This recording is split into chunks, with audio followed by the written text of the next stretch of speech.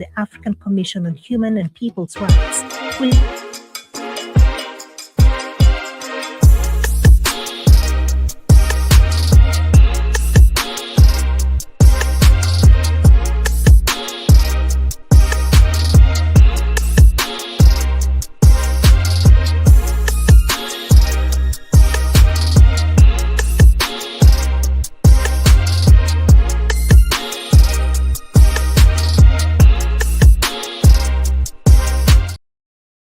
trade deals, but didn't give details.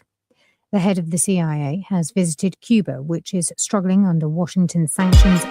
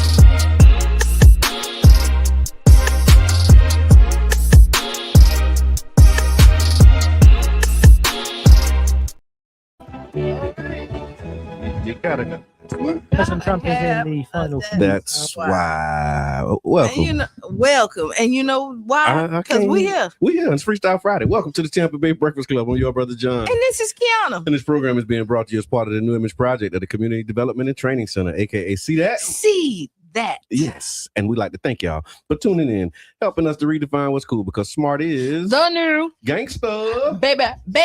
And if you don't know, now you know. Now you know. Ooh. Now you know. And we got to pause for the calls real quick. There you go. The Tampa Bay Breakfast Club is an independently produced program.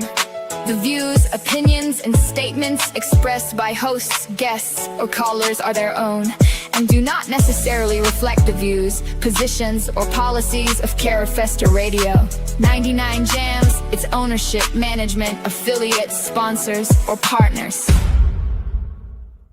So, you heard it. Don't call the principal. Don't do it. So, don't call the principal. Do it. Yeah. You heard what she said. Yeah. You heard what she said. So Freestyle Friday, Q, what's good with you? Okay, so let's start off by this Dr. Qiana Bryant. Qiana Bryant, okay. You didn't see the controversy. That she don't have a doctorate or something? Oh, she got a doctorate, but the university that she went to shut down, and then the third party that they hired only keep the records for 2 years. Allegedly. So she can allegedly. Okay. And she not showing y'all her diploma. She ain't doing nothing.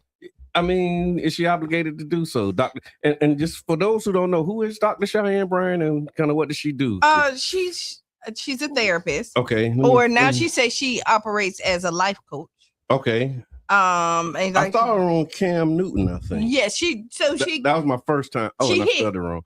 Okay. Yeah, but she hit Cam. Okay. She hit Nick Cannon. She hit some really big platforms, and I think she is cousins of Jamal Bryant. Oh, I got a story about Jamal too. We're gonna talk about. Okay. So yeah, Dr. Bryant. Dr. Bryant is a 10+ year seasoned, renowned life coach with a master's degree in marriage, family, and child therapy. Dr. Bryant provides life coaching sessions in office, telephonically, via Skype, FaceTime, and she will travel to you. Whatever it takes for her clients to receive guidance and help needed is what Dr. Bryant delivers. Yeah. She's also an author here, it says. Yeah, so and that's half of it. Like, so they've been saying that she doesn't have her credentials. Yes. People been saying that for a while. Okay. Corey Holcomb was the first one who said it. I don't like Corey Holcomb. Corey got a lot of people that don't like him. Yeah, I don't like him. Okay. He like I never like his jokes ain't funny. Okay. Like not to me. Like I just not your brand of comedy. And, right? and let me tell you, I always say like I'm one of them people who comedy don't offend me. Yeah.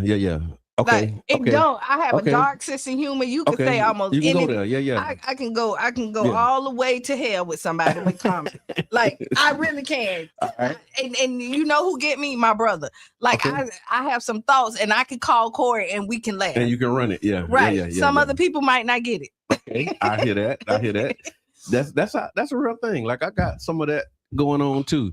So what's the kind of the where they landed with this thing? So Corey Holcomb kicked this off saying she's not really a doctor. And people just because she goes really hard on some stuff, right? I don't necessarily agree with all her stance. That means you being honest, But so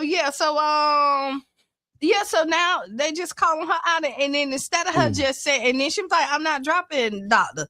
Like, and that's what they're saying. Don't call yourself a doctor. Yeah, that's like you're not really a doctor. And what she's saying is she doesn't have to operate as, even though she's Dr. Qiana, what she does, she doesn't have to have a doctorate for it. Okay, gotcha. And so she went to school, she did all this other stuff, and so leave her alone. Right on. Did y'all see it? Let us know. Put it in the chat. Are you following this thing or seeing what happened with Dr.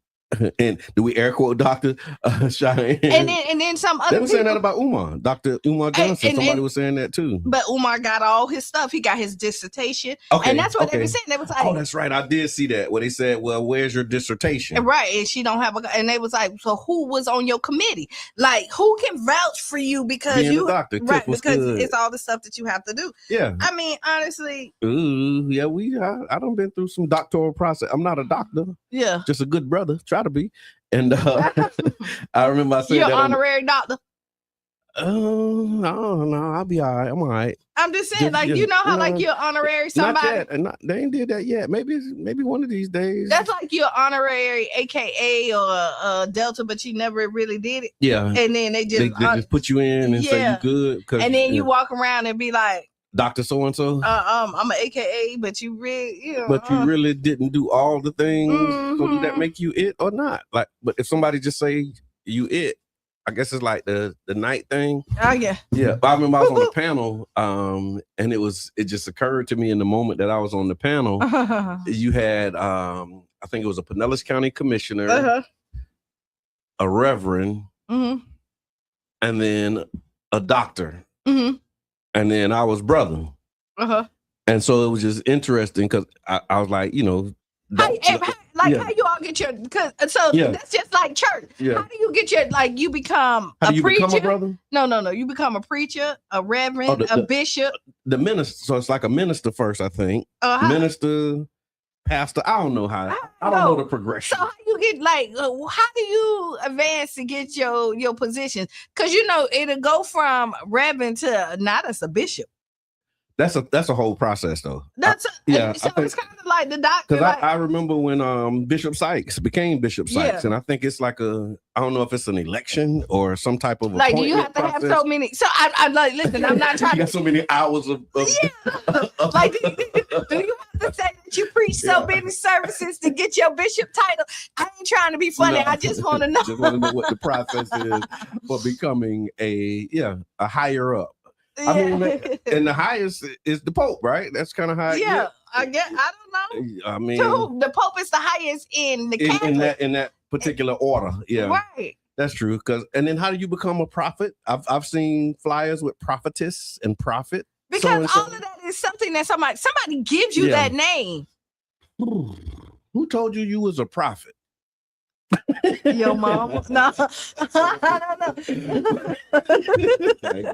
I ain't going there. See, I just bit my tongue. No, but see, you see my sense of humor. Yes, like I can go there with like so. But I mean, honestly, your mama listen. told you was a prophet. So guess what? Yeah, like, I always knew my that. My mama say I'm a prophet. Yeah. So I'm a prophet. Somebody end up giving you the name. You'll see little kids. Once you name them, they become what you know what I mean. No, they really right. do. You be like, oh, that's a little preacher right there. My mama blessed me. She blessed me decent because she told me, something that my dad's mom told her about me, and she always told me that, and I grew up to be what I'm growing into it.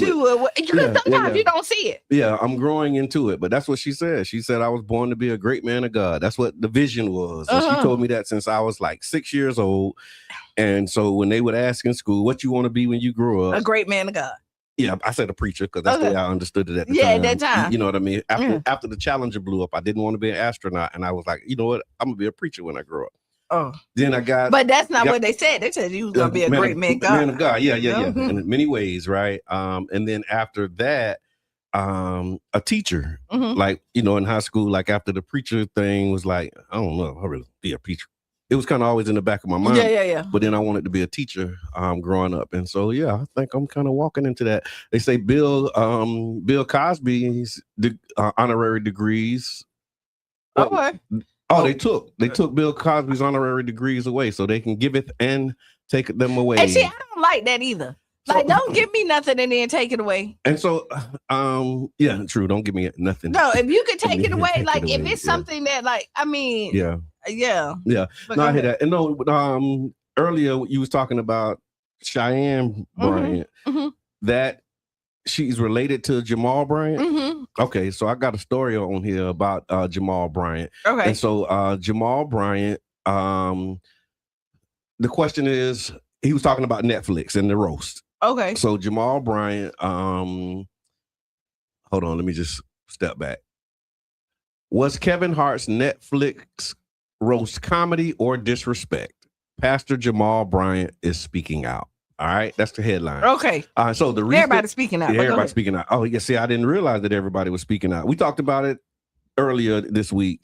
And thank you, comedian Damian Davis, for calling in and sharing your perspective on it. But most comedians stand with Damian at. Okay, it's a roast. It's a roast. That's what this is what they practiced. They knew what the guidelines was. Yeah. Carol Underwood came out and said when they said something about my dead husband who committed suicide, she was like it. She was like it. She could take it. She could, and everybody there could take it. So, but go ahead. For those who don't know, there was a recent Netflix roast that honored Kevin Hart, and it brought together some of the biggest names in comedy and entertainment. The event featured brutal jokes, celebrity roasters, personal attacks, and a surprise reconciliation between Cat Williams and Kevin Hart after years of tension. But while many fans saw it as a classic roast culture, others believe the event crossed the line. One of the loudest critics has been Jamal Bryant, who publicly criticized Netflix and the roast, saying that the Kevin Hart roast wasn't comedy, it was disrespect dressed as jokes. Why people are pushing back? Because they said the roast included jokes about infidelity, addiction, slavery, race, disability, scandals, and deeply personal issues regarding Kevin and others. Those headlines, I'm with you. Like, I guess that's a part of it, right? That's what comedy is supposed to be. Yeah. Like, you're supposed to get out there and laugh at your all of Kevin Hart. If you watch a lot of his comedy, he laugh at. He got one that's titled "Laugh at My Pain," right? And I mean, you're supposed So if we can't, only time we're supposed to talk about the bad stuff is in a serious conversation. Apparently. So here's Jamal Bryant's position. He argued that comedy should not normalize humiliation. Certain jokes went too far, and allowing it unchecked sends the wrong message culturally. His comments sparked immediate debate. Some applauded him for speaking up, and others said, "Hey, it's a roast. You know, that's what everybody signed up for." So, Dr. Jamal Bryant too. Yeah, he is. I think Dr. Bryant. Yeah. Dr. Jamal Bryant. Yeah. I have to disagree with you on this one. Okay. Now, I didn't find it funny. I didn't find a lot of it funny. I said it like I cut it off. Yeah, yeah. And it ain't because I just didn't find the humor in it, but I wasn't offended. Okay. Right. Yeah. There was another person who also pushed back on it. There's other people actually. Michael Che from Saturday Night Live, he reportedly withdrew from the roast before it aired, and he criticized the writing room, the racial humor, slavery jokes, and what he described as mostly white writers crafting edgy material for a roast that centered around one of the biggest black comedians in entertainment. He suggested that some jokes crossed cultural and ethical boundaries. The Rock also faced criticism after he used offensive language during the roast. He didn't say. He said they call it the R word, but he called it Draca. I don't know what that. Oh, okay.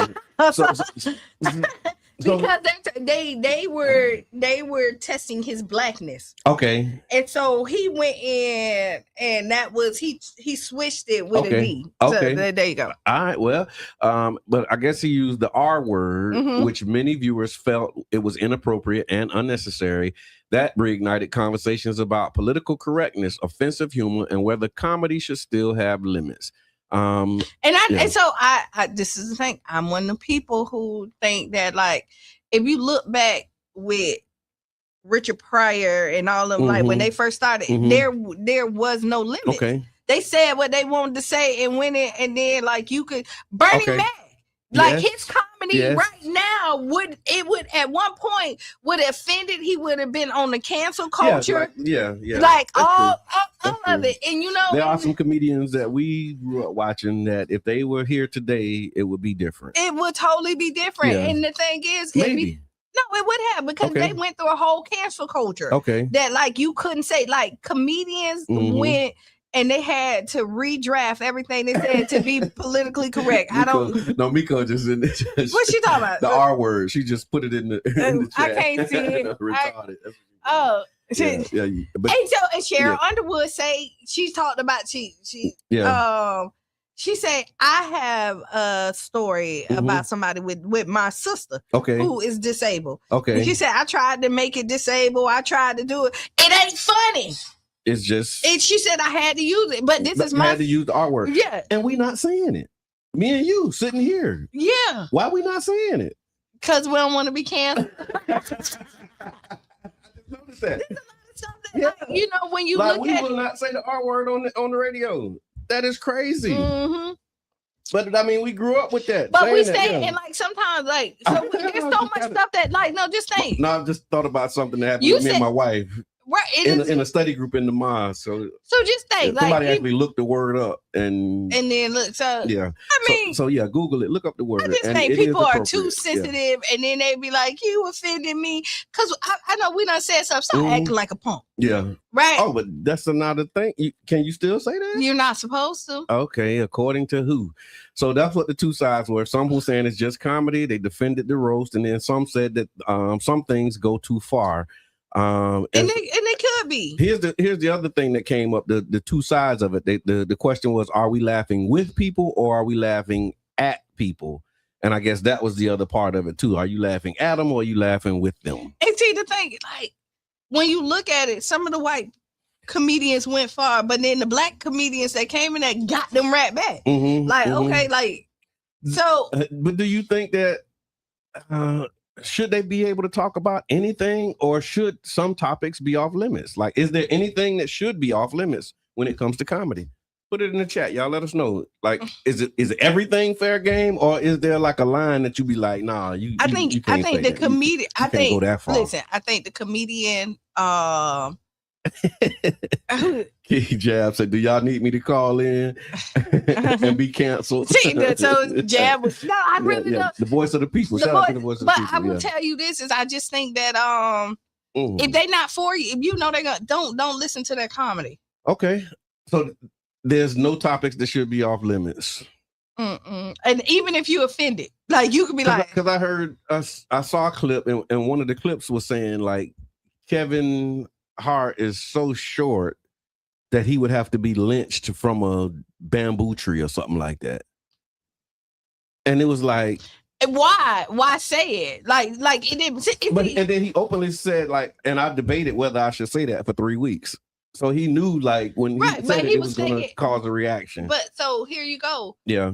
I didn't find that funny. Me either. Like if you would have made, if you would have tied that into something that would have made it funny, then I would have been with you. But no, there was no like some of the jokes didn't make any sense on why you were saying them. Like if you would have tied them in. Yeah. So I will agree with the people who feel like you just feel like you just wanted to say some stuff just to get it off your chest. Okay. So you could say it. And hold on now. What you just said just kind of made me think of this, right? Mm-hmm. It actually made me think of this. Not even in comedy, people will use jokes to say stuff that they really be wanting to say, but then they be like, I'm just joking. Right, no. And it'd be disrespect though, Q. Yeah. They disguise disrespect as a joke in real life. Yeah. But they just saying, I was just joking. Okay. How you balance that? Is it because you're a professional that you can go ahead and just be disrespectful? But in real life, if somebody say something disrespectful, but they say I was just joking. So how you navigate that one? I mean, I be like, you weren't joking and keep it moving. Like, come on, like you meant that. Yeah, you meant that. Like that's been in your chest. Like that's been on your heart, your chest. Like you should have just said that without trying to make a joke about it. But that's usually how people are passive aggressive. Yeah. Naturally now. Okay. And this is my new thing too. Wow. Two things can be true at the same time. Okay. Like it was disrespectful. Jokes can be hurtful. They can be hurtful. Yeah. Words hurt. Like the whole thing, words may hurt. Yeah. Sticks and stones will break my bones, but words will never. That's a lie. Yeah, that's a lie because words stick with you. Yeah. So I can see how people could be offended by it. But Kevin did what he needed to do because everybody in the world is talking about it. Yeah. And it was number one on Netflix. And I mean, controversy and this kind of stuff gets you to number one. And and it was able to get Cat Williams on the stage with him. Yeah, that was and this is what I'm finna tell you. All that ish that Cat Williams, I said it. Yeah, I said it. Listen. I didn't see what he said. No, he came out there and was like, I'm here just for the money. No, you can't just because you're joking. Yeah, there's things that, when you cross that line. The other part of this whole debate, it's somebody's line who you don't know. Who made the line? Right, because it's an imaginary line. Okay. Like I said, I have a dark sense of humor. I know that for some people, like some stuff I say is crossing the line. And so with those people, you don't say it, right? I don't say it. But see, in that group of room, they was okay with everybody's it. In that room. Okay, so they're friends. They're not thinking about the camera and the rest of the world. They're talking about us in this room. They didn't cross the line for those people in that room. Okay. And they just happened to air it out, so another one of the questions that came up, are audiences becoming numb to disrespect? Like once you see disrespect and you see it being perpetuated, same thing like with these murders, when you keep seeing videos or these fight videos, some stuff has become entertainment when at one point like you've been like, oh my God, that's horrible. But now people look at people getting shot. Still say horrible. Yeah. And then the last part on this was people were criticizing Jamal Bryant for saying it because they said spiritual leaders shouldn't be speaking on entertainment culture. And so that's the question too. Should, because he's a pastor. Okay, stop it. No. Okay, whoever said that, I disagree with you on that. Okay. Because we all have an opinion. Right. And to be honest, listen. Dan said nobody got smacked. The Oscars, right? Right. Yeah. I get it. I get it. The white man. Yeah, the white man. They can't. Nobody got smacked. And look, and look at look at that, like all the way across the way. Okay, like you saying, like so, and there you go. Yeah, and there you go. And there you have it, folks. And I thought that was pretty funny, Dan. By the way, that is hilarious, my brother. But somebody else may offend it. Like, how you gonna say that? What you trying to say? All black people are aggressive? You go down this. You go down this rabbit hole. Yeah. Because so when you look, everybody got a problem with something, right? You can find a problem with everything. You go and first, entertainment is entertainment. Okay. Yeah. Right. Yeah. And just like I want to tell. Oh, it's whatever you consider it to be. Because something I remember when we lived in Gulfport, right? So we had a fight party. And you know, I had the screen out and everything. We was in the yard watching the fight, invited my neighbors over, and they came over to the fight party, and then he left. And I was like, you know, why did you leave? He said, because, you know, I don't see, you know, the entertainment and watching people, you know, beat each other up and people trying to hurt each other. So I'm like, but you knew it was a fight party. Like, what you thought we was coming to do? We coming to watch the fight, but he wasn't entertained by boxing because he don't like to see the violence. He don't like to see people. He trying to hurt came each other. over early. He liked it, the camaraderie and all that, and you know the neighborhood part of it. But when the fight actually came on, okay, I'm but that wasn't entertainment. And this is kind of like the Super Bowl. Okay, it's whatever you consider whatever you're entertained by. People didn't like what's his Bunny. Whatever Bad Bunny.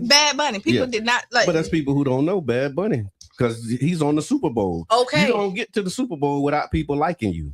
And you don't get to a roast without people liking you. Okay.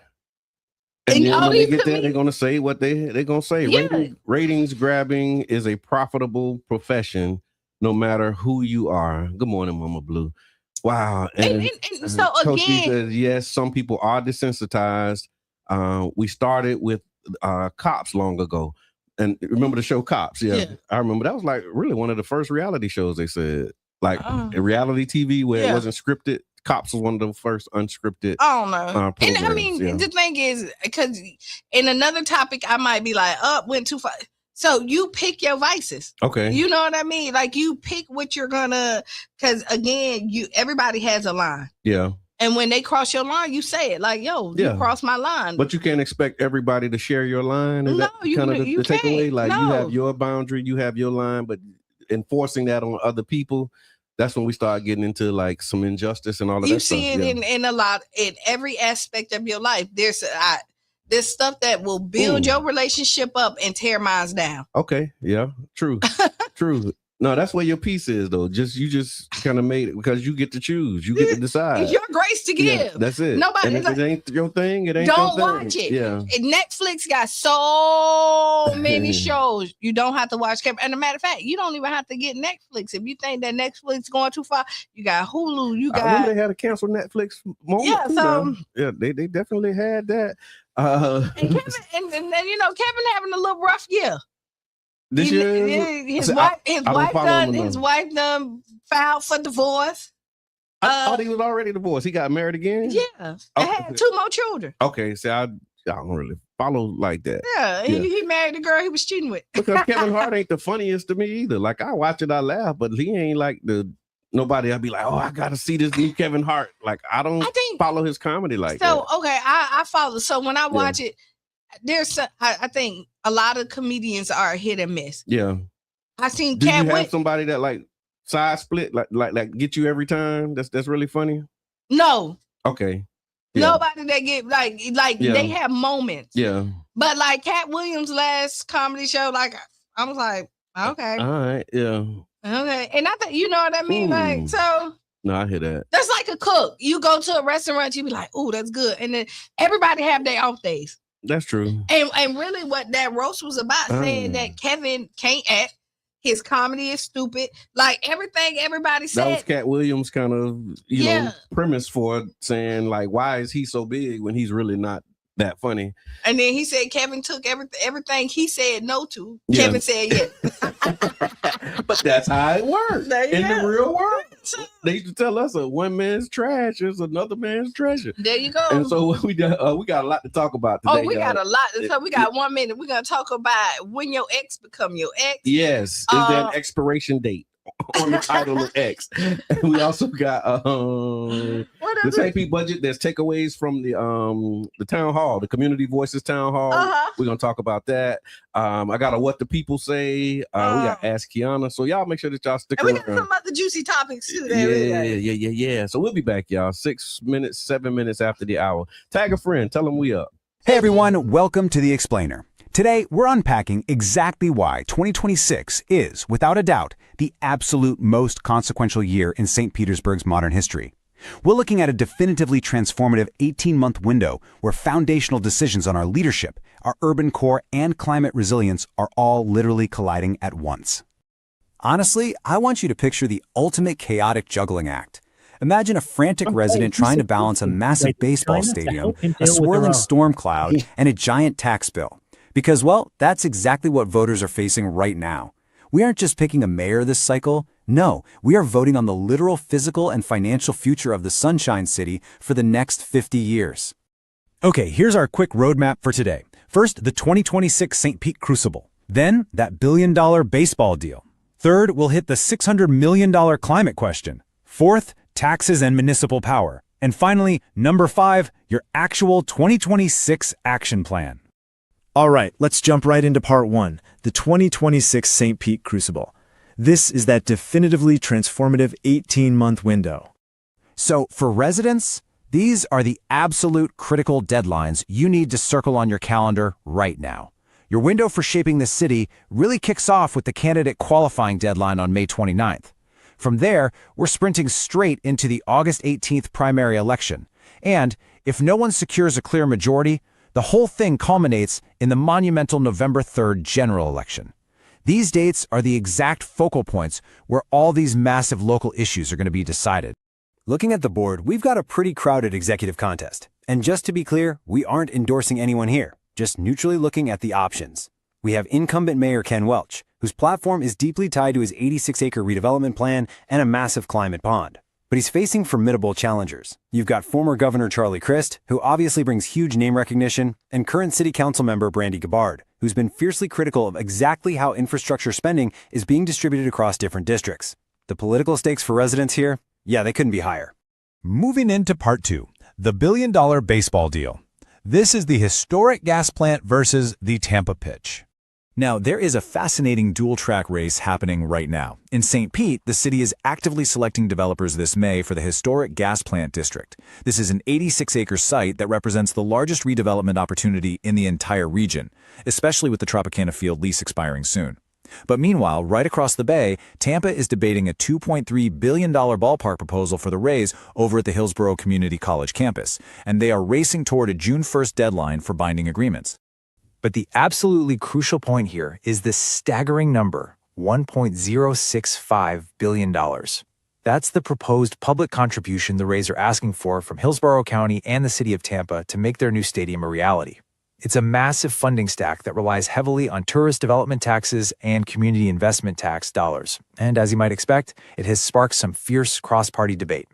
And this quote perfectly captures the exact tension voters and officials are wrestling with. Tampa City Council member Bill Carlson says he's fiscally conservative and wants to make sure public money is used wisely, but he also acknowledges the stadium would go in a place that could really use the development. It's kind of the ultimate municipal dilemma, right? Is it a billion-dollar public giveaway, or is it a transformative anchor for mixed-use development? Okay, shifting gears to part 3, the $600 million climate question, also known as the St. Pete Agile Resilience Bond. Look, recent hurricanes like Helene and Milton completely exposed the vulnerabilities in St. Pete's aging infrastructure. Right now, the city uses a pay-as-you-go approach funded strictly by utility fees. The problem? That's going to take until 2050 to finish necessary upgrades, carrying a huge risk of inflation and delays. So, officials are proposing a general obligation or GEO bond to front-load $600 million right now. This would accelerate 5 years of projects to harden the city's stormwater and sewer systems.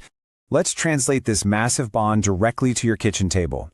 If voters approve the bond, the cost gets distributed across property taxes, adding an estimated $96 annually per $100,000 of taxable property value. But if the bond fails and the city tries to accelerate these projects through the existing model, households could face a staggering $486 hike in their utility rates. But this definitely isn't an easy sell. Council member Mike Harding raises a really fascinating philosophical question. How do we go through that process of how resilient is too resilient?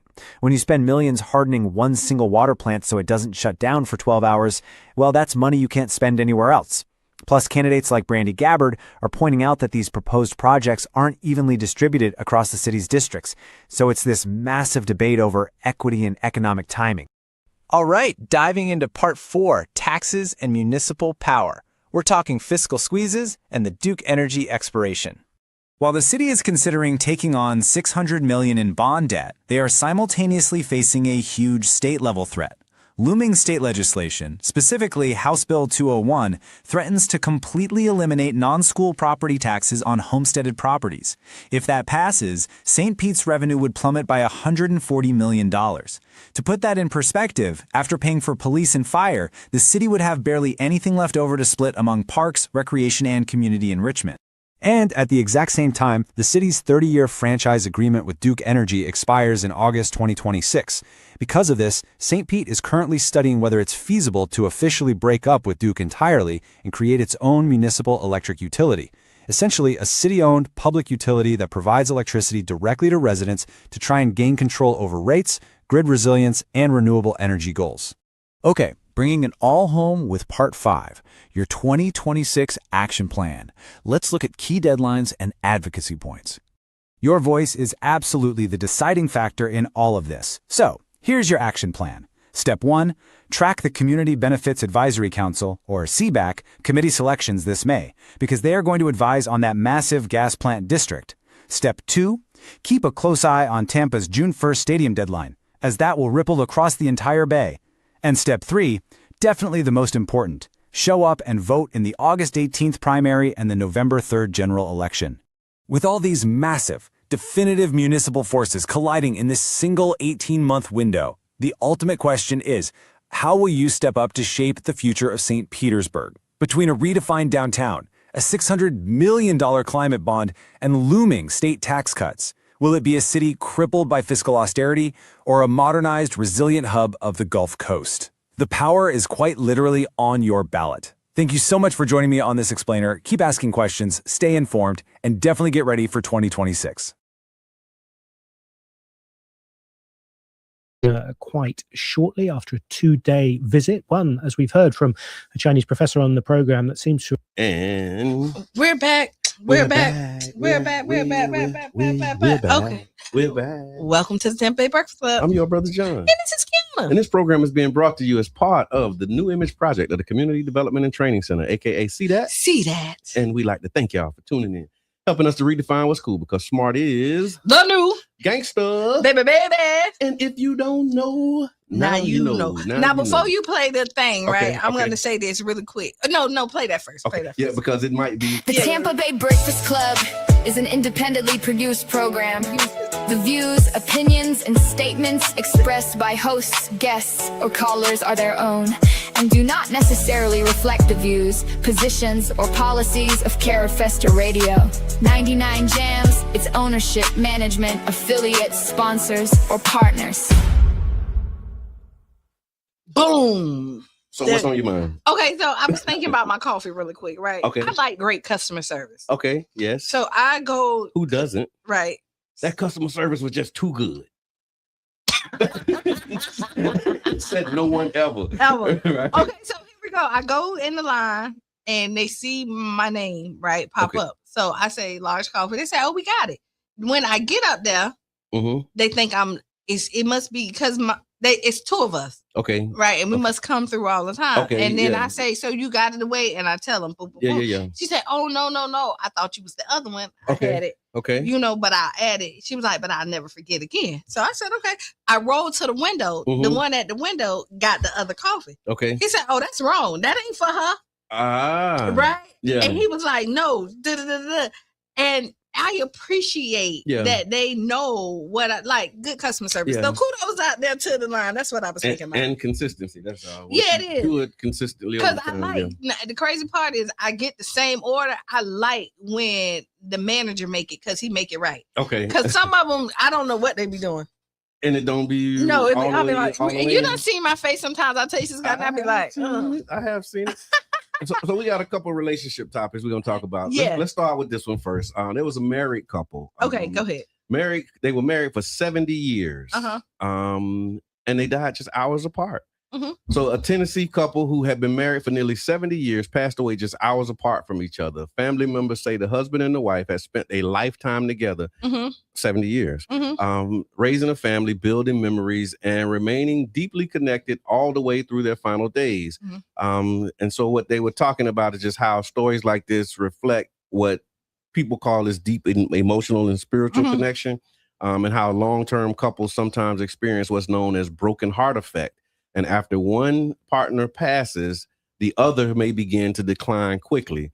It really speaks to connection, routine, and shared life over the decades. So I just thought that was interesting. So in a time where, you know, these relationships can seem temporary, to have a story of somebody who's been there literally until death do them part. Because just think, if they've been together 70 years, they was together longer than they were separated. Yeah. I think I might be in that space now. Yeah, but so here we go. Yeah. I think that's so romantic. Yeah, I'm in that space. Oh, to like that hours apart. Yeah, I saw another story where like I wonder if this is the same one. Where they was in the same bed. Like like he died in the facility, and then or she died. One of them died in the facility. The other one got in the bed and then died shortly thereafter. Time is up. Yeah. You think you can choose when you die? Like you just like, you know what, that's it. I'm finna just natural cause this thing. I think some people do. Like not like that. Yeah. I think that because people fight. Yeah. Like you see those people and you can let go. Like some people there's a way to let go. So if you see like if you believe what happens on the movies and stuff, you see the light, you see something, and they be like, come to the light. And some be like, I ain't ready. And then some people, I might be one. I negotiate with the light. You might, but 70 years from now, I start looking like, okay, look. Let me see. You and Sean together 70 years, so now you 90. Yeah, you're in the 90s. That feels right. And now your life partner say it's over. Yeah. What else are you gonna do? I don't want to like. Here's the thing. I want to go first. I'll just say it that way. Call it selfish, whatever you want to call it. Okay. But I can't imagine. So there you go. I can't imagine what that would be like. And so, yeah. And she always tell me, you ain't going nowhere. So and then Anthony said, you're not leaving me here with these kids. That's what it really was about, right? Somebody else said that, but yeah, like, no, I'm gonna go first. You're not leaving me here with these kids. For real. All right, so that leads us into our next topic. So I did a what the people say. Okay, go ahead. And we talked about it a little bit. Matter of fact, it started in the parking lot. So you did a what the people say about it? We did a whole what the people say about our parking lot conversation. And we would like for y'all to chime in and let us know. I don't know why I turned blue. Okay, because I did something. Okay. All right, so the what the people say question is there an expiration date on the title X? Does the title, because I do see X as a title. All right. And so is there an expiration date on the title of X? Is what the what did the people say? The people said, the majority, yes. The majority of the people said yes. Most people say if you were never married and don't have children, eventually that person stops being an X and just becomes someone from your past. Common responses was X who? I don't know them people. And after enough time, they're just somebody I used to date. Many said marriage changes the meaning of the word X, making it more associated with ex-spouses than old relationships. Then there was another contingent, of course, the no's, and they said an X is always an X. So others argued that once someone held that role in your life, the title never really disappears. Once an X, always an X. History is history. And some felt that the title simply describes a past relationship, whether it still matters or not. Then there was another group that said it depends. These are conditions, right? A large group landed in the middle. If you share children, the title sticks, they said, because the connection continues. If the relationship was serious or long-term, people still consider them an X. Some said the title expires after marriage, time passing, or I'm with jab. Nope. If you hunched, you hunched. That's just kind of it. No, but you want jab. You know better though. Jab. You know better. No, you know better. Listen. Can I just? It's Freestyle Friday. Yeah, it's freestyle it. Go ahead. I'm thinking too long on it, so I better not say it. So let me tell you, everybody who hunched somebody don't mean that they was their ex. Okay, let me say that. So that's what I was gonna say. Like, okay. Yeah. So let me. But you wasn't even in a relationship. Listen. I think the bare minimum you have to be in a relationship. So an ex has to be. So to say that you were ex, y'all had to have a title. Okay. Like this is you had to go together. You had to go together. Yeah. Yeah. Hunching don't make you go together. Yeah. But okay. But people change different titles. If you don't put a girlfriend, they say a situationship. Okay, that's a new word though. Yeah, I remember growing up with some situationships. Right, but people call it after because once you hunching on somebody so long, y'all something. You're something. I ain't say that. You're something. You're something. I didn't realize this was gonna go here. I didn't either. Yes, King Jab, thank you, because you just took this thing. I mean, but that doesn't necessarily make you an ex either. Yeah, like that doesn't make you a girlfriend. Like that could have been like, oh yeah, you're just cool. Yeah, you're cool more than cool. Yeah. But that's how you that. So see, there you go. Yeah, it depends on what end of the relationship. I wanted my wife to be here for this, but she had to work. Okay, so but I wanted her to be here because if she was here, then I feel more comfortable having this conversation. But so here we go. Especially where you took it. But here we go. It depends on what end you are, because some people like really like that person and they want to claim and let people know that I was a part of this person's life. That's when it became real for me. Thank you for bringing it back, because that's when it became real for me. Somebody from my past, somebody I was cool with back in the day, introduced themselves to somebody else as my ex. And you said, I ain't got no ex. Man, I don't have no exes. Like I say your ex. And I'm like, I don't have an ex. Yeah, but you dated them for 3 years. In middle school. But it was 3 years of your life. In middle school. Me and my wife been together since I was 16, 17. I know, y'all been together since y'all was 2.5. So how I got an ex? That 1 year that you was before you was with her? It was in 6th grade. But see, from 6th grade to like 7th grade. But the fact that you could say we exit, like, no. Y'all was, but I mean, you don't put. But that don't mean boyfriend and girlfriend. We was cool back in the day. That's how I describe it. Well, it don't matter. Somebody I was cool with back in the day. But however you describe it, you dated her. Yeah. You dated her. But that don't make them an ex. But just because they have an ex, just because you're somebody ex, don't mean that you have significance. So she might have been an ex in 8th grade. But listen, might have even been an ex in 9th grade. It doesn't but by the time 30 years pass and I becomes a whole different person, like how you still an ex? Because y'all dated. No, man. But that doesn't mean that they had any significance in their life. So you think because they have a title, that's just like, and people finna be. He said, I'm a hush. Okay, people might be mad at me about this too. Mm-hmm. Just because you have children with people don't mean that you hold power in their life too. Okay. Because people think that if you the baby daddy or the baby mama or you're the child's mother, totally different thing. I'm talking about I'm talking about somebody who you didn't have kids with. Y'all got but what I'm trying to say, just because you have a title don't mean that you hold any significance in it. Because in your mind, and I could be wrong, you're saying X because that gives them a little bit of power. Like it gives you connection, right? And we have no connection. No, so that's your X is a connection, right? But we don't have a connection no more. And in your mind, you like it was irrelevant, but somebody else say like because X have a capital E on it, so that's like it has weight, right? But it necessary and that's why I was going with the baby mama. You feel like because you say I have their child, it holds some weight, and then some people it don't hold no weight to them because y'all don't have no connection. Again, but you do. You have a connection. The child is your connection. No, the child is your own child. That don't mean you. But have you ever seen people child connected y'all? And so your history connected y'all too. No.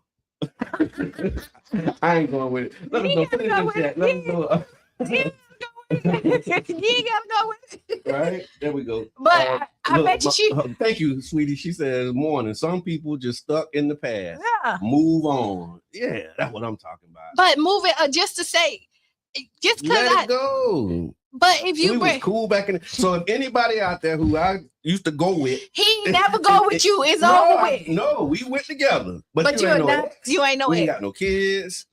Like none of that. Like how does that work? We went together, but you ain't no ex. Because we just was cool back in the day. No, we went together, but don't you put no ex on. Because I deny that, we had and so that's making them but this was like Slick Rick teenage love. It don't matter, but if you can say, if you can define. And it wasn't even like love for real. It was just like, I don't know what I'm trying to do here for real. I mean, I do know. Shout out to King Jack. But I'm saying, after 30 years, Q, with no kids, no other nothing. I think people are putting too much power on the word. That's why I don't use it. That's it. Because listen, you don't want to be tied to nobody but Sean. You better know it. And you only want to be tied to my twin flame. Right. And I ain't mad. And you want me to tell you, when I get married, I want my husband to be like, who? What? I don't care if they dated 2 years before we got married. I ain't got no ex. Yeah. You know what I mean? That's I believe it does have an expiration. I wonder, just because it doesn't have an expiration to say that it happens, okay. But it doesn't have to have any power. All right, and that's all I'm saying. And then I'm not Q. Tiffany says, to be an ex, I feel you need to have been in a committed relationship and not just someone you hooked up with from time to time. So do they call them sneaky links today? What do they call people who you just hook up with from time to time? A situationship, but no, a situationship is a little bit more than a sneaky link. I think. Yeah. Somebody you hooking up with time to time ain't no complications. But what's time to time? See, listen, I mean, time to time, like you kind of, So all right, yeah, y'all, friends with benefits. I'll tell you. Okay, that's the thing. Okay, friends with benefits. Everybody, maybe not you, but everybody done had a lot of people, because we don't subscribe to all. Sure. I don't necessarily agree with it. Not saying that You don't agree with friends with benefits? No. What y'all think? Is it okay to have friends with benefits, y'all? Put it in the chat. Friends with benefits usually is one person in the situation want more than the other person is willing to give. And so they settle for less, hoping that they will eventually get what they want. You think so? Yes. You think that's what it is? Eventually it happens like that. Yes. You never want to get more, so you with the friends with benefits, right? I want my wife to be here with me when we talk about this kind of stuff. So, Sean, I can't even have a real jab comment. I need to have a conversation with somebody. She's my governor. She gonna let me know how far to go. And but no, this conversation ain't got necessarily to do with you. Yeah, but no, I mean, because all I can talk about is my lived experience. You know That's what I mean? That's not necessarily true. Because you have friends. Yeah. And you got friends with benefits. Right. And they done told you, and usually one person in that party wants more eventually. Okay, so I just said I've been in a situation where that wasn't the case. Where it was like friends with benefits, and it was just clear like that it's just that. Somebody hides their intentions. Yeah. Again, this was before my wife. Yeah, and so he was 2, y'all. He was 2. So really, they was gaga Google, and it don't even count. And true story, I had somebody remind me of when we was 5. And I'm like, really? No, that's 5. Yeah, so that don't even not 5. Yeah, that don't count. You know what I mean? It was like, yeah, remember we got married when we was, little. Okay, so it's Freestyle Friday. I'm like, what? Thank you for letting the people know and remind them it is Freestyle Friday. It's Freestyle Friday. So we really just kind of going in. So you made another post and you asked, was you hating or telling the truth, right? Yes. Okay, and then for the people who didn't see it. Okay, go ahead. So here's the story. So I was walking around the park, Child's Park. Somebody rode by on a bicycle, somebody I knew from back in the day. And he said, boy, what you out here walking for? You've been chubby all your life. And just kept riding. Right. Like he ain't pull like, he just was like, boy, you been chubby all your life. And kept going. And I was like, really? So here we go. 2 things. So my question was he hating? 2 things can be true at the same time. I mean, yeah, I was chubby. Right. So he told the truth. Yeah.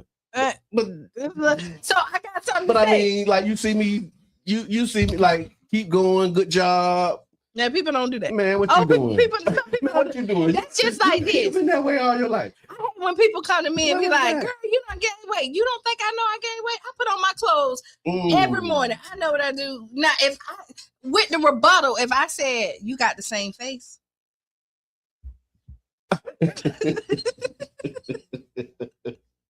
You can do something about. I can do something about my weight. With your face, you can't do nothing about it. Now, would I be wrong? I mean, they started it. I'm just saying, would I be wrong? If you, and that's what came up to me when you said it, right? But he was so smooth with it. I literally was speechless. There was nothing that I could say. Right, and you just laughed it off and kept it moving. I mean, it was funny. Again, we talking about humor, but I was just like shocked. Because like out of all of the things that he could have said, that's what he said. And some people don't take it. And I was like, what? Some people just want something to say. And so, yeah. He got me, though. He got me good. He got me. And so I've been waiting to see him again so we're going to have a roast. We can have a roast. I'm going to roast that joke. And you know what? Because a lot of times when good brother, though, right? And he's good people, though. I mean, I don't think you took it funny. Like I said, I knew him all my life. And so I shouldn't have been surprised because of the way we relate. You know what I mean? Like we used to get down. I'll tell you this: my mama and my biological daddy don't talk because my daddy said, "You done gained weight." My mama, she said, "What?" But, right? An observation, and she ain't talked to him since. Yeah, right. Because he said she went off on him. But that was an observation. Oh well, but again, I just say this is I put on my clothes. You don't have to remind me if I gain weight or not, right? Right. And usually when it's arguments, like a lot of people go in and talk about weight. Weight ain't never bothered me. It ain't never stopped me. Because remember, somebody said something to me. Yeah. Oh, like never had a problem. Never had. Because the one you gotta thing be secure in yourself, though. It really is. Because one thing I had to grow to be that because I used to get teased because of my weight, and I guess maybe that's why when he said it, I was speechless because I had a moment with it. But after that, I was like, man, I'm Brother John.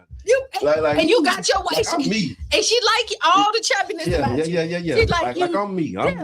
But there was a time before I became me where that like used to really hurt my feelings. You know what I'm saying? Like I really, and they used to tease me. I used to get picked on about it. You know, I'm short, I'm chubby. Yeah. I used to have husky, like my jeans. I remember my mom was going to like get me some jeans, and I'd be like, I like those. And she was like, now, Sonny, you need a husky. Yeah. But I could never find the husky that looked like the other one. And then I'm short, so I gotta roll them up. I gotta cuff them. I've always had the rolling cuffs because of it. And so then when he said that, it just kind of brought me back. Just took me to a moment where it's like, oh, but I'm me though. I grew up to be me. And that's how I feel. But like when I was growing up, that would have like took me out, man. So yeah, I'm telling you right now, I probably would have been cracking back or wanted to fight. Right. And so like calling me chubby, fat, that don't bother. Like, like after because I was like that. So that's a part of the sense of humor. Like, you know, growing up talking about roasting under that theme. When you getting roasted, because we got roasted all of the time. Yeah. You know what I'm saying? And I used to get roasted, you know, about my weight. Yeah. Being chubby, you know, my nose. Like I got roasted all kind of ways, right? Clothes. Yeah. And so you develop thick skin. And I learned how to roast back. That was my defense. I would either roast back. This is why comedy don't offend me. Because like I tell y'all, when my nephew was in elementary and he came home, we loaded him up. Yeah. Oh, we loaded him up. Yeah. Listen, say this. And here's what happened. It was two things that happened. So after I started roasting back, then I had to fight. Because when I roast. Right. And you kept it. Oh, that's what we doing? I'm roasting. And you know, and then people couldn't take it and they want to fight. So now we fighting. And it started with like you. And you know, I have this rule is that once you throw the first punch, you can't tell nobody what to do when they retaliate. You can't say what's too far. I used to take it too far. Oh well. Because I guess maybe I had all of that. Like if somebody, so like I'm going all the way up, and a fight come with it if needed. If it have to be. The people used to call it short man syndrome or whatever. It's just like, well, it is what it is. I ain't finna be trying me. I think that came around 6th grade, 6th, 7th grade. So I've heard that too. We got Nashia. Good morning. So late to this morning. We'll watch replay. No doubt. It was definitely a good, robust conversation. Question in the chat. Say you always riding a bike, no car yet. Yeah. And then Charlie Funk, shout out to my husky brethren. I didn't know what that meant until later. Like I had to wear husky. Tiff, I think he was just trying to be funny a little. Maybe trying to get under your skin to see if he could get a reaction out of it. And to be honest, the way he definitely was being funny because he's somebody who we used to roast. Right. We used to roast each other, and so that was par for the course with him. Now that you say that, it is bringing it back to me. Like it was. I know he didn't mean nothing by it, but it's again just in the moment because I hadn't seen him in a while. He cruised. So like out of all of the things, like man, I ain't seen you in. But years. that's his only connection with you. So listen, because when you see somebody who you ain't seen in a while, you gonna catch up. Man, but that's his only connection to you. So it goes back to our previous conversation. Okay. Oh, he used to be my ex. Yeah, that's the only connection that they have. We used to hang out. I mean, post up, we did stuff together, but we always used to be like. Cracking on each other. Yeah, I said it goes back to the ex situation. It ain't the same. Yeah, it is. It's the only connection that they have. Like Brain had one of the people. But ain't no title. He just somebody who I grew up with back in the day. He ain't nobody who I like. How would I define that relationship? I'm not gonna make you. You cannot. I'm saying I've already decided. No, listen. No, what I'm saying is, you see how he said chubby. Yeah. He been chubby. That was his only connection at that point. Yeah. So when you see somebody, you bring something familiar up. Yeah. Okay. So now let's talk about that. It's Freestyle Friday. Okay, go ahead. What do you do when the only thing that you have in common with somebody is the things y'all used to do? They used to be, and they continue to. Because at a certain point, it's like, okay, but we got a lot of stuff we doing right now. Like, and a lot of my conversations and really most of my relationships, we're close because of some work that we're doing or something that we're doing together. And let's just like family and everything. But like most of my friends, we all, in this stage of my life, we either met working. And so the work is the thing that we share. And so there's people who I grew up with, we don't share that connection. Right. We share our old connection, what we used to do. And then at a certain point, after you run through all of the used to do's, it's like, well, what you up to now? And the things that we're up to now are so vastly different. Yeah, and that's fine. That's okay. Yeah. That's okay. It's good. But we don't spend a lot of time together because the orbits that we're in, and that's fine. No love, lost, no hard feelings. That's fine. Like, that's we don't life. hang out every day because what I do on a day-to-day is not the same that you do every day. And that's fine. That's life. Like I was just saying, so one of the people I call best friends, I speak to her probably less than I talk to anybody in the room. Okay. But that's best friend. Yeah, like we've been best friends since our 9th grade year in high school.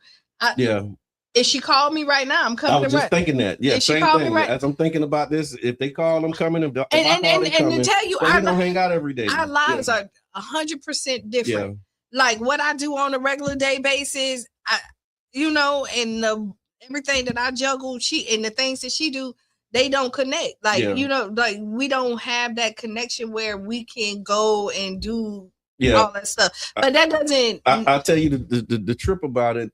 I remember the whole growth stage, right? As you hanging out and you kind of like, I remember I was making my change and my transition. And so the things sound like a song. The things I used to do, I don't do no more. Right. But as I was making those changes and people would come around, it's like, no, I'm good. I don't do that no more. As I was changing, I started seeing people change too. Yeah. Right. And that was hard. You know what I'm saying? Because it's like, dang, like that was all that was. Like I thought we was closer than that. Yeah. But it was only this exchange, you know what I'm saying? And then I grew later to be like, okay, well, that's why people hang out, because you hang with people who you got things in common with. And if the thing that you have in common with them is no longer something that you're into, you probably not gonna hang out every day. I had to like get to a spec. I'm like, why so-and-so don't come around no more? And it's probably because I'm always talking about the Quran and the black man and how we need to, eat better and do right. And they don't want to hear that.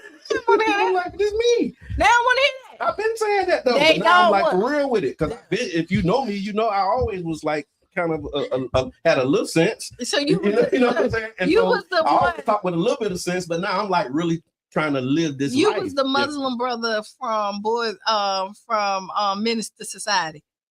I kind of remember, but not exactly, because I was a different kind of Muslim brother. I'm just saying, no. You know, he was you always... would get it, but I wasn't like trying to make you, do what I was doing. I would just share. I was just so excited about what I was learning that I wanted everybody to know. You know, but I'm not trying to like. I wouldn't judge you. But then that's what happened. So here's another part of what happened was as I was making my change, a lot of times, even with my family, like they didn't know how to act around me. And I'm like, what y'all doing? Like, why? Like, because I don't know what that was, but it's like they don't know. Sometimes it's the other people. And it was like, and I look again later. It was like, okay, it's respect. I get it. It's respect, or it's a comfortability thing too. When some people don't say it, they was like, nah, because I'd be like, man, y'all tripping. Like they was my like, brother, nah, bro, we just respect that. And I'm like, I get it, but like man, I don't want y'all to be uncomfortable. You know what I mean? Now, of course, I have my lines, my boundaries, but I'm not trying to like. Be a party pooper or wet blanket. Like I still like to have a good time. That's what my birthday was like. I still like to have a good time. Yeah, people don't see that part of brother. I still like to have I'm still me. Like my brother Todd, he tell me like, don't leave. I'm a pastor. Okay. He don't tell nobody. Because it changed the way people engage. And he wants people to be their authentic self when they come around because he's one of the people that don't judge. Like, you just because I don't mean that. Yeah, that's true. I do remember one time. I do got a cousin. I remember we went to Leesburg, right? And so, we going to see all of the cousins, picking people up. So I'm with my one cousin. He on the respect thing, big. Mm-hmm. Go get my other cousin. He get in the car.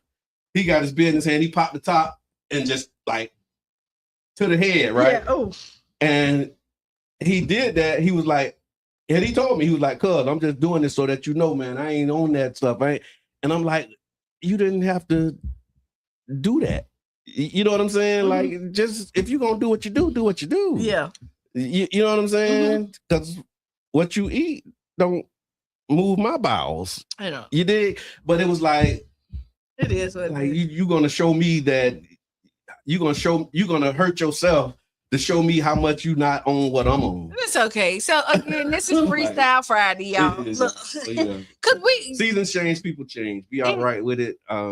Yeah. We had a whole bunch because so after the show, y'all, just to kind of tell you what some of these topics are, we always debrief after the show, and then it goes into some other topics, and then it's topics that we don't get to. Like when we were talking about the ex, that kind of came up, and even in that, like what exes can people date? We kind of remember we were talking about like so continue that conversation. So earlier, if you missed it, you just but we don't even have to tap because we do have some other subjects that we but that's a good question though, right? Because we talked about that and we did say that we was going to discuss it today. So I want to honor that in the time that we have. So one of the other questions was like, after you've dated somebody,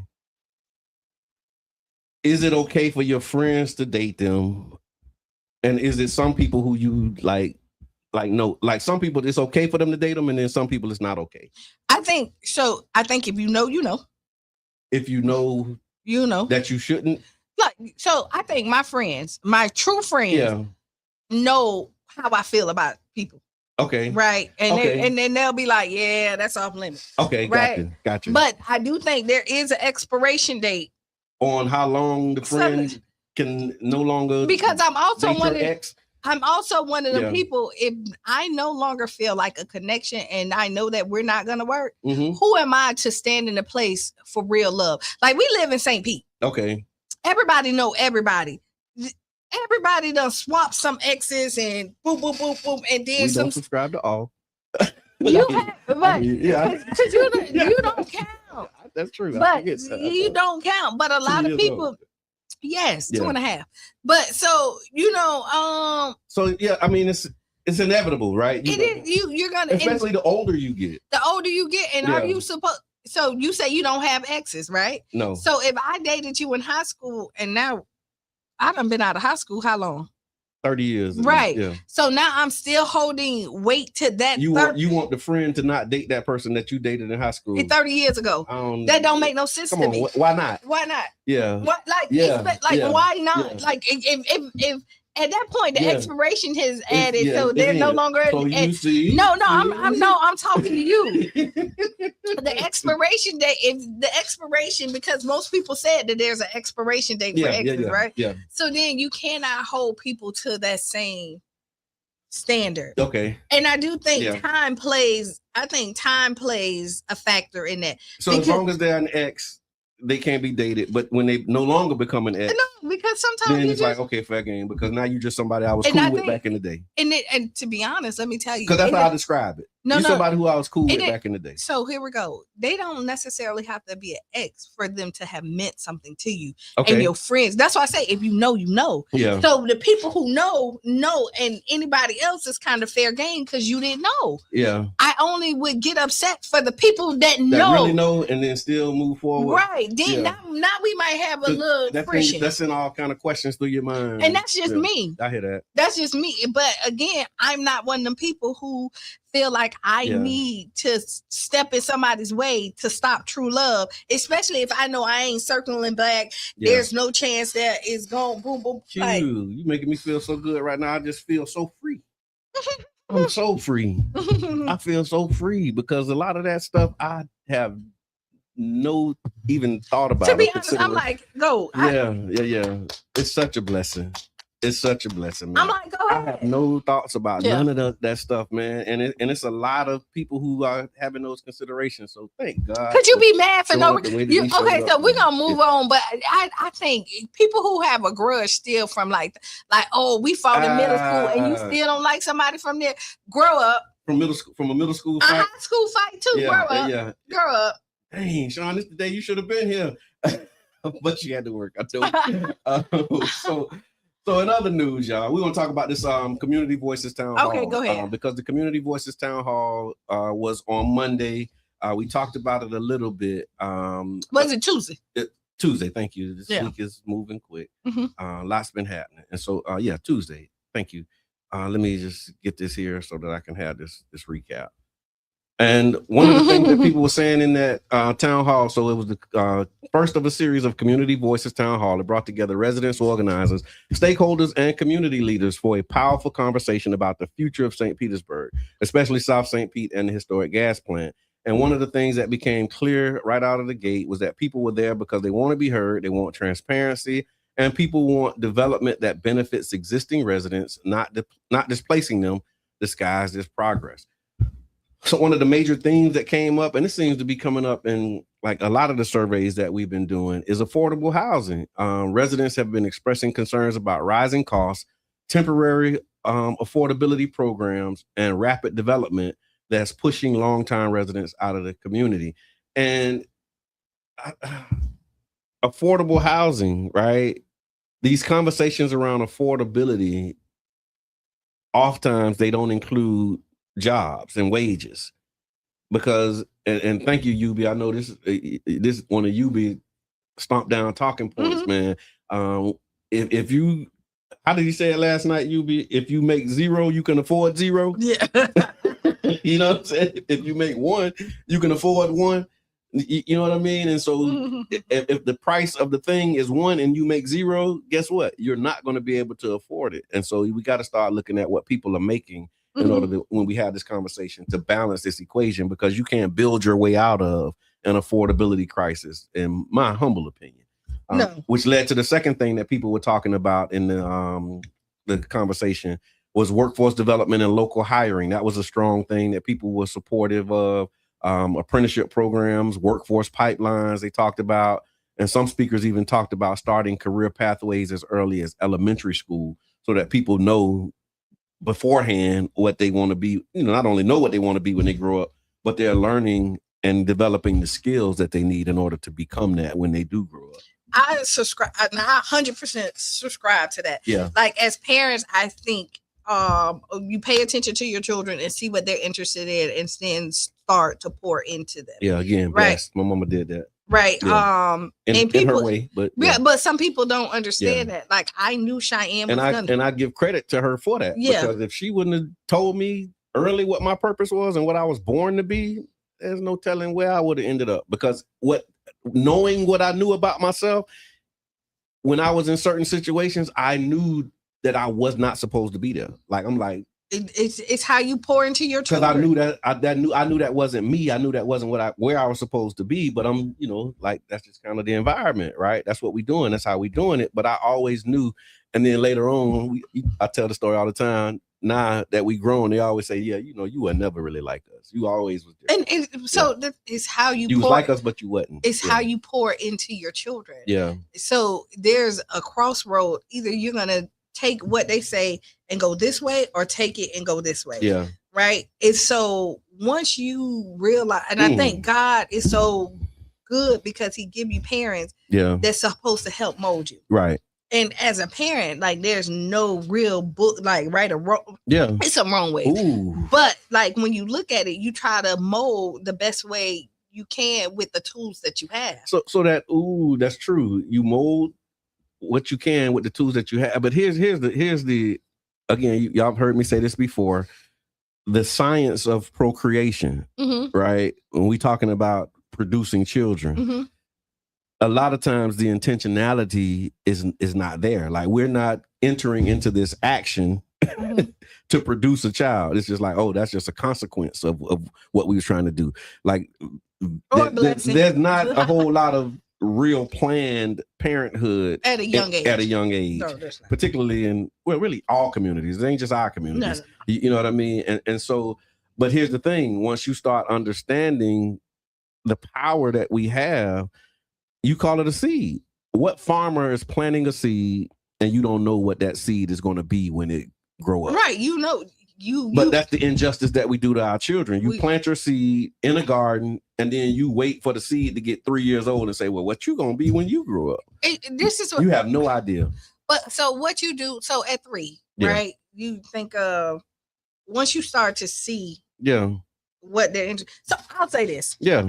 This is lived experience. I knew Cheyenne was going to be a singer. That's why she's a singer. Before she got here. That's what I'm saying. So, like, I tell people 99 points. So what if more people like you said, I know this child's going to be a doctor. I know this child's going to be a lawyer. I know that, but you knew it while you were carrying her. It was now 99.9% chance. Come see her on Sunday, right? Right. And I tell y'all right now is that, like, I think I got like 1 VIP ticket left. Yeah. All VIP tickets are sold out. Yeah. No. If you listen, don't call me, don't text me, don't inbox. If you didn't get them, you ain't got them. The point. But get your ticket now. You knew your regular ticket. What she was going to be when she grew up. And once I knew, that's amazing. As you think about the blessing for you and the blessing for the child, because now you don't have to figure out what you're going to be. You know that's what you're going to do. And so people think that, like, because some people can criticize, right? Of course, anything. So when you look at it, I pour in, and then I start to direct her life. Yeah, that way from day 1. Right. So she came out singing, like, she started singing at 2, performing at 3, like 4, like, boom, boom. Do you hear what you're saying? The seed was planted. Yes. And when the seed touched the soil, you watered the seed. Yes. And the seed grew up to be what you knew it was going to be. We don't have that type of intentionality with the way we go into producing and creating children. And that's all I'm saying. Yeah, we don't. Let's talk to our children now before they get here about, like, okay, knowing that once you produce, there's an opportunity there. Yeah. Right. Like, look at all of these problems in the world, and you say, okay, what problem can we produce a child to solve? Yeah. Right. And then let us make man. That's what the Bible said, right? Let us make man. Mom and daddy get together and say, let us make a man. So and that man, who I just thought about? Cure cancer. Brother Donnie and Crystal. Yeah. Extremely intelligent, smart. Yes. Boom. And look at their children. They understand the science. They understand the science. We went to the same classroom, right? But he grew up in the classroom. I just got there later. Yeah. He understands the science. Shout out to Professor Mack and his family. Right. And so this was when you say, let me bring this back to this town hall. Okay, go ahead. Sorry, we get into parenting. We did because one of the things that people talked about was workforce development. It's Freestyle Friday, and they were talking about this career to cradle pipeline is something that we like to see. And then there were several other topics that were discussed. The conversation is going to continue. There's a community voices planning meeting that's happening on next Wednesday, May 20th, 6 p.m. It's online. And I thought I had a link that I can put in the chat. I do. So if you'd like to register, there's also residents are being encouraged to complete a survey. It's a quick 2-minute survey. It'll help us identify priorities, concerns, and recommendations for the future. And so please make sure that you complete the survey. We're going to put the link in the chat. And shout out to Mr. Edmond for the work that he's doing to continue this organizing and this work that's happening. So yeah, but that was the Community Voices Town Hall. I think I got an Ask Qiana. Go ahead. Let's Matter of fact, I do have an Ask Qiana. Let's ask it. Ask Qiana. Oh wait, hold on. Yeah, we got a thing for Ask Qiana. Y'all ready? Ask Qiana is brought to you by the One Community Grocery Co-op. We're getting closer and closer to our goal of 300 founding member owners and bringing a community-owned grocery store right here to St. Pete. This isn't just about groceries. It's about ownership, access, and investing in ourselves. You can become a founding member owner today at www.ocgc.coop. One Community Grocery Co-op, building something for the community, by the community. Tap in.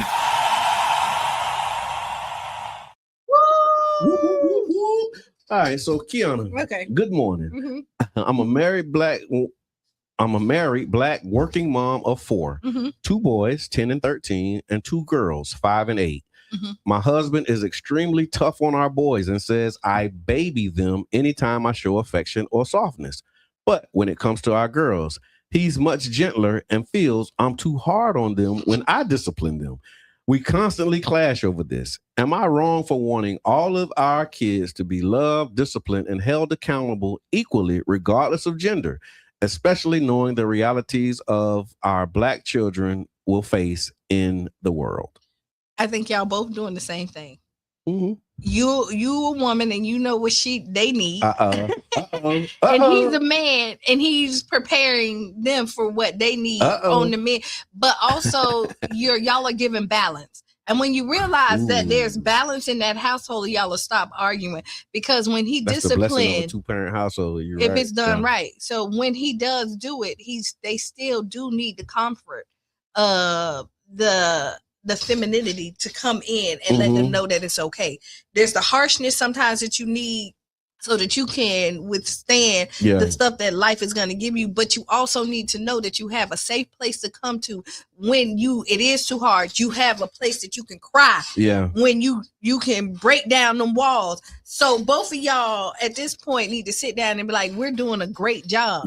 Like I'm hard on my girls because I know what they need to do, but they need to also know that when they find their husband, they need to be their dad. Their dad need to be able to tell them, I got you. It's okay. Like you don't gotta pick up garbage because I got you, and that's what you want. And your men, because boys are told that they're not supposed to cry, they gotta suck it up, they gotta be hard. But you need to let them know there's a balance. When you out there, you put on that face, but when you walk through those doors, you no longer have to be angry. You're no longer fighting the world. That's right. You know, like you take your garment, you take all of that, their armor and everything off when you walk through that house. And if you feel like crying, soon as you step across that threshold, you know that your lady, your mama got you. And that don't make you less of a man. I hear that. All right. So I agree with you, Q. I think it's classic, right? I mean, they say unalike attracts and likes repels. And so the women in the household, she harder on the girls. Right. And the man harder on the boys. And you're right. I do think that provides balance. And that's the benefit and one of the beauties of having that 2-parent household. So you can have that type of balanced experience.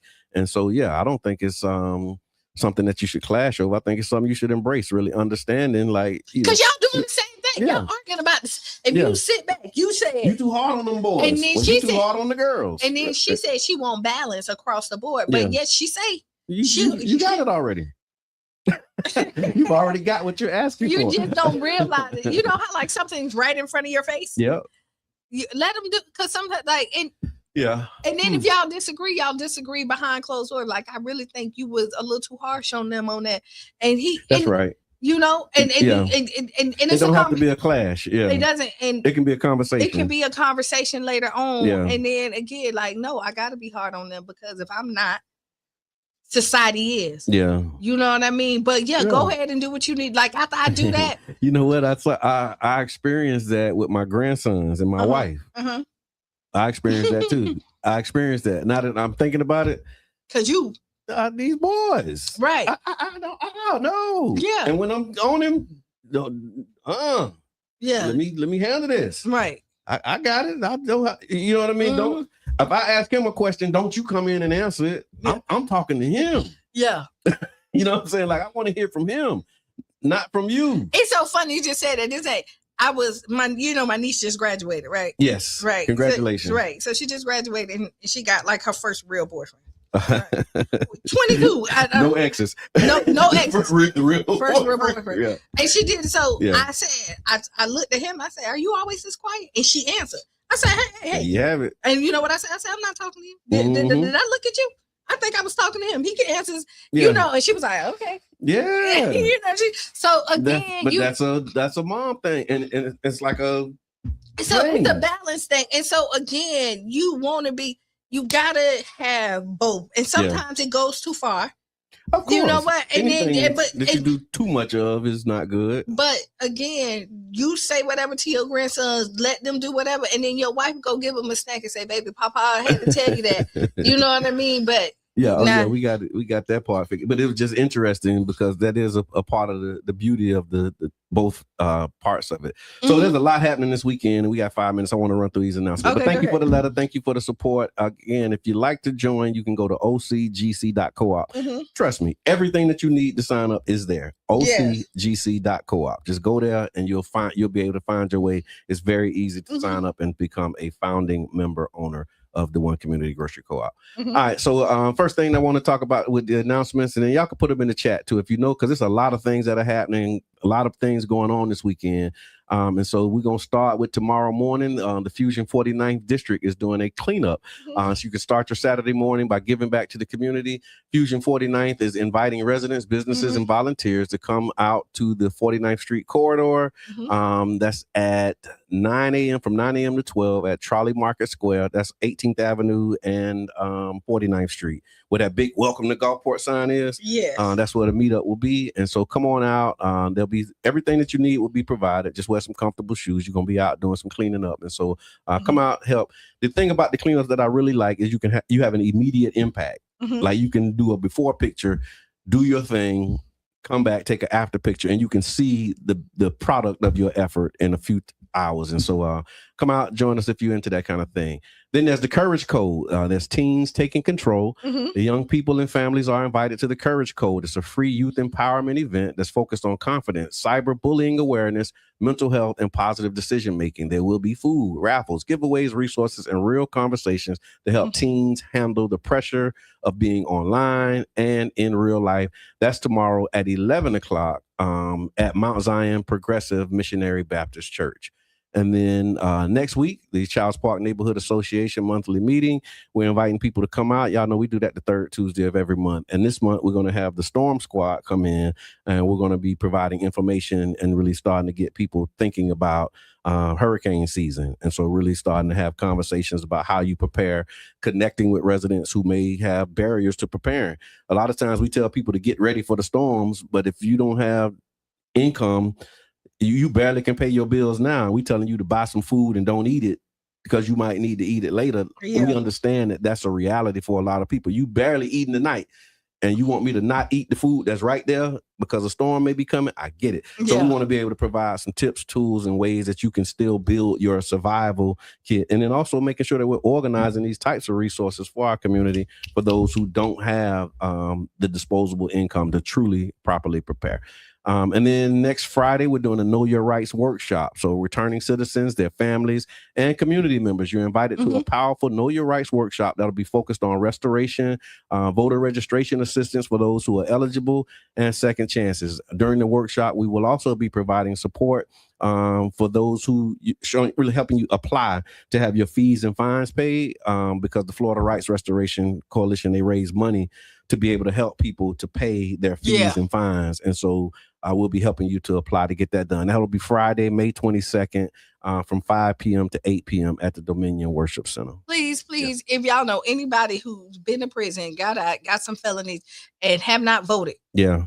Or just got fees that's out of the yin yang and want some relief on it, just so that you feel free. Right. Right. So that you feel free. Right. Get rid of a little debt. Nothing make you feel freer than paying off an old debt. No, yeah. Because you get that text message, to call, the credit, all that. Yeah. You do not have that no more. They so slick with it now. Yeah, they very slick with it. So yeah, that's a good thing. And then he went through that. So this Sunday, Sunday, here we go. Okay, before I say that, so Saturday's Speakeasy at Culture Creative. Okay. There's still something going on at Culture Creative. So Love it. Come in, there's tickets to purchase there.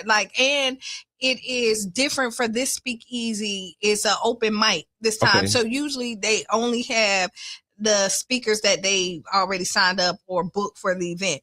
There is limited space, and I don't know if it's already booked or not, for you to get out there and say your poetry, or get out there and do your thing. So this is going to be the first Speakeasy where you are allowed to get up there and do a freestyle. So it's like open mic? Yeah. They do have some artists that's already scheduled, but there's a space for open mic. It. So come in. Now, if you looking on Sunday night, it starts at doors open at 8. If you looking for just a great time and you want to relax, chill, grown and sexy, you don't have to dress up like red carpet, but just grown and sexy, a good night out with your girlfriends, your homeboys, or a couple. Get your tickets for the listening room. It's limited, because you've been to Culture Creative, so we're not packing. We want to give you this experience out Cheyenne's mind, so she finna bring the house down. Right. All right. So y'all come on out. Absolutely. Well, it's 9:00, and I do, Miss Teresa, I see your comment. We'll talk about it on Monday for Motivational Monday. But I think that's a great point that you made, and I want to address it. We just ran out of time this morning. I just saw it. So again, thank y'all, man. It's been an amazing ride. Freestyle Friday, another one in the books. Y'all be safe. Have a great weekend. Stay tuned. Sister Hughes. Lose your shoes. Shout all around the house. This has been the Tampa Bay Breakfast Club. I'm your brother John. And this is Qiana. And we out. Bing, bing.